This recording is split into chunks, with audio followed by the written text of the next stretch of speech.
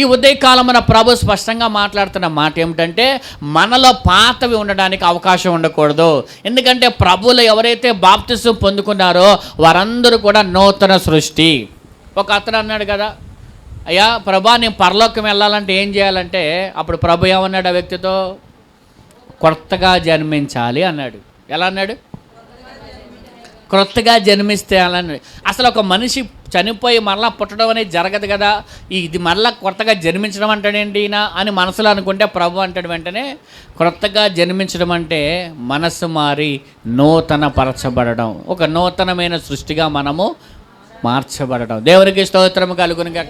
ఈ దినాల్లో చాలామంది ప్రభు యొక్క రక్షణ పొందుకున్నారు, బాప్తీసాలు కూడా తీసుకుంటున్నారు, కానీ నూతన సృష్టిగా మార్చబడలేకపోతున్నారు.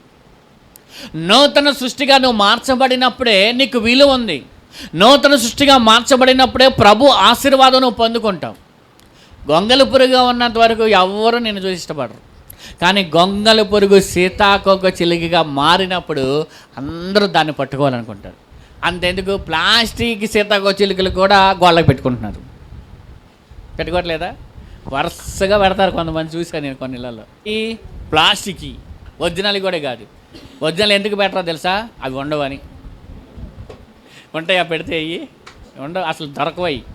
కానీ గంగులు పులుగు పెట్టుకోండి ఇళ్ళల్లో, బొమ్మైనా పెట్టుకోండి పోనీ.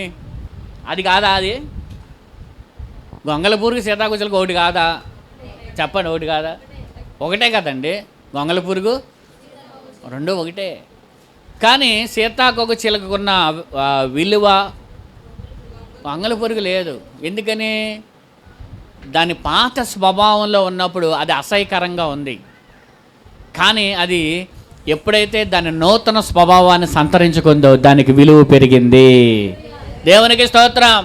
అందరూ ఇష్టపడుతున్నారు ఇప్పుడు దాన్ని. పాత స్వభావంగా ఉన్న నాగరాజు అందరికీ అసహ్యకరమైన వాడు. కానీ ఎప్పుడైతే యేసయ్యలో నూతన సృష్టిగా మార్చబడ్డానో కొంతమందికి దేవుడు దీవెనకరంగా మార్చాడు.